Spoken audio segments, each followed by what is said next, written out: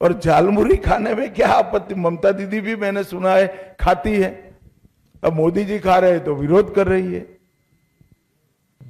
विप्रश्री आनंदबाजार पत्रिका। भाई ये आगे से हाथ खड़े करते हैं, उनको बुलाओ यार, तुम कमाल आदमी हो। Good morning, sir. You were in the state for last couple of days before the election. On that basis, अरे यार कपल ऑफ डेज नहीं, 14वां दिन है आज। 14th day. भयानक तरीके से रिड्यूस करते हो यार। Trinamool has challenged you on that basis that 4th May on the date of result, you. बैठ जाओ। ये अभिषेक जी की भाषा है, मैं ना इसका जवाब दे सकता हूं ना रिस्पॉन्ड कर सकता हूं। मैं इस तरह की ओछी बातों का जवाब नहीं देता भैया, वो बोलते रहते, समाज में कई प्रकार के लोग होते। अंजना ओम काश्यप, आज तक।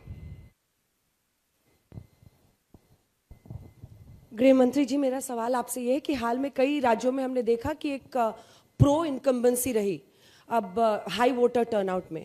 उस कॉन्टेक्स्ट में अगर पश्चिम बंगाल में इस वोटर टर्नआउट को देख रहे हैं जो कि अब तक का सबसे प्रचंड है, तो क्या आधार है कि आप इसको बीजेपी के पक्ष पर मान रहे हैं? जो आपको फीडबैक मिला हो, अगर वो थोड़ा विस्तृत करके आप बता सकें। देखिए, यहां एंटी इनकम्बेंसी चरम पर है, गत चुनाव में भी चरम पर थी, मगर गत चुनाव में वोटिंग जितना भयमुक्त होना चाहिए उतना नहीं हुआ था। ढेर सारे बूथ लूटे गए थे, ढेर सारी जगह पे गांवों से मतदाता को निकलने नहीं दिया गया था। वहां तक कि हमारे कुछ कार्यकर्ताओं ने प्रयास किया था कि तृणमूल के झंडे लेकर जुलूस निकाल कर वोट डालने जाए तो शायद देने देंगे, मगर ये भी सफल नहीं हुआ था। इस चुनाव में शुरुआत से मतदाता सूची का शुद्धिकरण हुआ है, ढेर सारे फर्जी मतदाता कट गए हैं, ढेर सारे घुसपैठियों के नाम कटे हैं। प्रशासन ने और पुलिस ने और सीएपीएफ ने सुरक्षा का चौक चौबंद व्यवस्था करा है, और चुनाव आयोग ने भी अपनी पैनी नजर भयमुक्त वोटिंग के लिए बनाकर रखी है। और इसके कारण मुझे पूरा भरोसा है कि जो रोष है, ये रोष की अभिव्यक्ति मुक्त मन से चुनाव में हुई है, परिणाम हमारे पक्ष में आए। सब्यसाची जुगशंकर।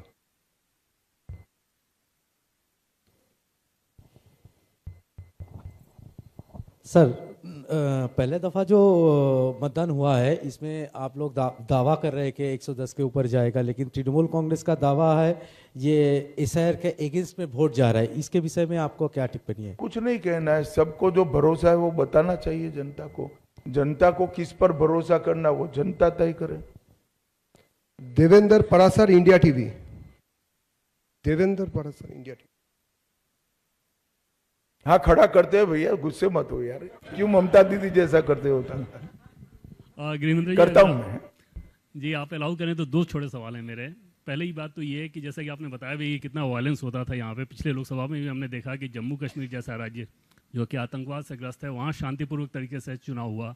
बंगाल में तब भी वायलेंस हुआ था, इस बार ऐसा नहीं हुआ। इसके पीछे सबसे बड़ी वजह क्या है, और क्या उल्टा लटका कर सीधा करने वाला फॉर्मूला काम कर रहा है? और दूसरा सवाल मेरा ये है कि आमतौर पे बंगाल में बहुत सारे एनालिस्ट एक नैरेटिव चलाते हैं, north Bengal versus south Bengal, पुरुष वोटर बनाम महिला वोटर्स, यूथ बनाम बुजुर्ग। क्या इस बार के चुनाव में आप लोगों का जो फीडबैक है वो काम एक कर रहा है? मुश्त होकर बंगाल के सब आयु वर्ग के, सब जेंडर के और सब हिस्सों से मतदाता भारतीय जनता पार्टी को वोट दे रहे हैं। मैं 3 दिनों से प्रेसिडेंसी में घूम रहा हूं, 3 दिनों से। मैं आपको बताता हूं, प्रेसिडेंसी इस बार नॉर्थ बंगाल से आगे रहेगी। गृह मंत्री Amit Shah ji, Nishant Kumar, organiser English weekly से। आपने कहा कि इस चुनाव में प्रथम चरण में अभी तक कोई भी हत्या नहीं हुई, जो कि बहुत ही काबिल तारीफ है, लेकिन कुछ जगहों पर जो भाजपा के कैंडिडेट हैं उनके ऊपर आक्रमण हुआ, अटैक हुआ। सेकंड चरण में ऐसा ना हो ताकि जनता जो और भी भरोसे के साथ भाजपा को वोट कर सके, इसको कैसे सुनिश्चित करेंगे? हमारा प्रतिनिधिमंडल आज चुनाव आयोग को मिलने वाला है। दूसरे चरण की व्यवस्था को और चुस्त करने के लिए हम चुनाव आयोग को हमारे सुझाव देने वाले। पीछे दे दो भाई, सेकंड रो में। अमित जी, आपने कहा कि आप 14 दिन से यहाँ पे हैं, शायद और 2-3 दिन यहाँ पे रहेंगे। पहली बार जो बंगाल में आपने इतना दिन बिताया, मैं आपसे पूछना चाहूंगा कि 3 ऐसे कुछ अनुभव आपका पास हुआ है जो पॉलिटिकल और अपॉलिटिकल है, जो आप अगले अपने पूरे जीवन तक याद रखेंगे बंगाल के बारे में, पॉलिटिकल और अपॉलिटिकल 3 अनुभव। देखिए, मैं कल का ही एक अनुभव बताता हूं। रोड शो में जबरदस्त भीड़ थी। किसी युवा व्यक्ति के लिए भी रोड शो में वहां खड़ा रहना ये बहुत कठिन था। शायद मैं न्यूट्रल मतदाता होता तो मैं भीड़ देखकर अपने घर चला जाता, वोट भाजपा को देता। इतनी भीड़ थी कल। एक वृद्ध माता जी, मेरा अंदाजे 80 साल की होगी, इतने धक्के खाकर वहां पर खड़ी थी। मैं अपनी धुन में गाड़ी में बैठ गया और उस वक्त मेरी नजर पड़ी कि माता जी कुछ हाथ हिलाकर कह रही है। मैं उतर कर गया। उन्होंने जिस प्रकार से मुझे आशीर्वाद दिया है, ये व्यक्तिगत बात नहीं है, ये भारतीय जनता पार्टी को उनका आशीर्वाद है। इतने धक्के खाकर भाजपा के समर्थन में वहां खड़ा रहना ही आशीर्वाद है। मगर फिर भी आगे आकर पुलिस की बैरिकेड को लगभग तोड़कर मिलकर आशीर्वाद दिया है। मैं मानता हूं ये मेरे जीवन का बहुत है। वो भी एक ऐसी ही माता जी ने भेंट किया हुआ है। और इस प्रकार के आशीर्वाद व्यक्तिगत जीवन में बहुत बड़ी ताकत और हौसला देते हैं। फिर ये भाईपो कितनी भी गाली बोले कोई असर नहीं होती है।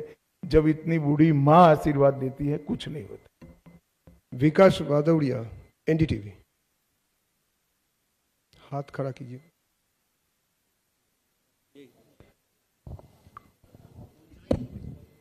गृहमंत्री जी, मेरा सवाल ये है, आपने कहा कि भाईपो टैक्स यहाँ पर चल रहा है, उस पर कड़ी कार्रवाई करेंगे, लेकिन हमने पिछले कई चुनावों में देखा, अशोक गहलोत की लाल डायरी का मसला आया, कोई कार्रवाई नहीं हुई। भूपेश बघेल के खिलाफ भी घोटालों की बात हुई, कोई कार्रवाई नहीं हुई। अरविंद केजरीवाल तो बरी तक हो गए।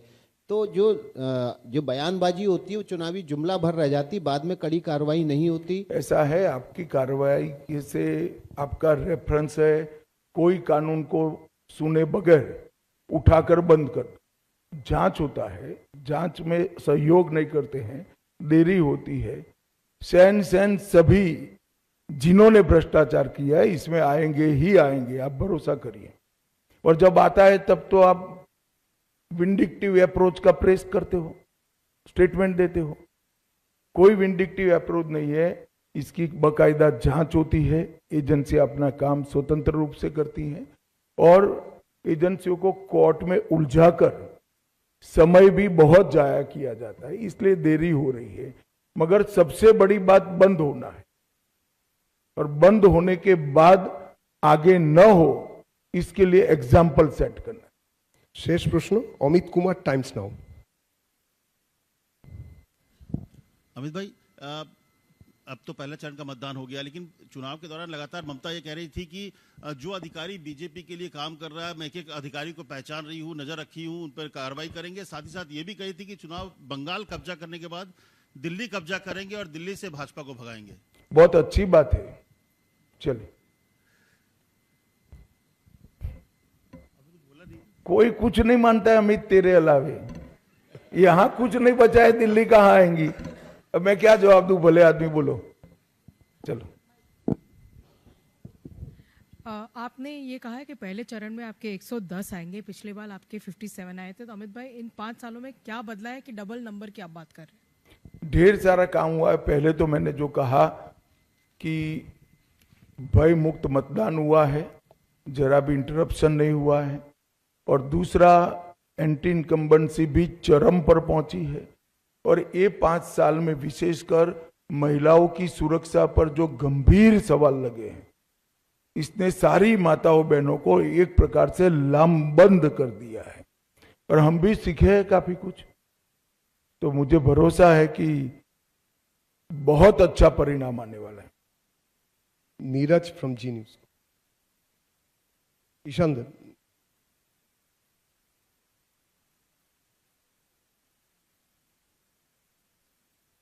एक सेकंड। अमित जी, मेरा सवाल ये है कि बंगाल के जनता को आप पहले चरण का जो मतदान हुआ उसके बारे में कोई आश्वासन देना चाहेंगे, क्योंकि कल से सौमित्र खान जी समेत भाजपा के कुछ नेता ऐसा आशंका प्रकट किए हैं कि कुछ ईवीएम बदलने की कोशिश किया गया है, ऐसा कुछ हो सकता है क्या? हमने वो आशंका को चुनाव आयोग के सामने रखा है। मुझे विश्वास है चुनाव आयोग पूरी जांच पड़ताल करेगी। नीरज जी, जी न्यूज।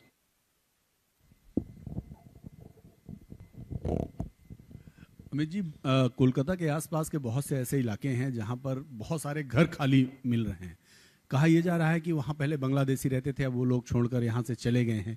तो ये चुनाव की आहट से पहले ही बहुत सारे घर खाली हैं, लेकिन अभी बहुत सारे ऐसे घर भी हैं जहां लोग कहते हैं कि अभी घुसपैठ है, लोग रह रहे हैं और बड़े ऑर्गेनाइज वे में घर मकान बसाने का काम किया गया था। तो क्या आपको लगता है कि सरकार आने के बाद इनको सबको चिन्हित किया जाएगा और बारी बारी से सब खाली कराया जाएगा? नहीं, निश्चित रूप से हमारी पहले नंबर की प्रायोरिटी है बाढ़ पर सीमा का जो छिद्र है वो भरकर सीमा लगाना, एक एक घुसपैठियों को चिन्हित करना, घुसपैठियों को गलत पहचान पत्र बनाने वाले अफसरों को चिन्हित करना और बंगाल को घुसपैठियों से मुक्त बनाना, ये हमारा सबसे पहला प्रायोरिटी है।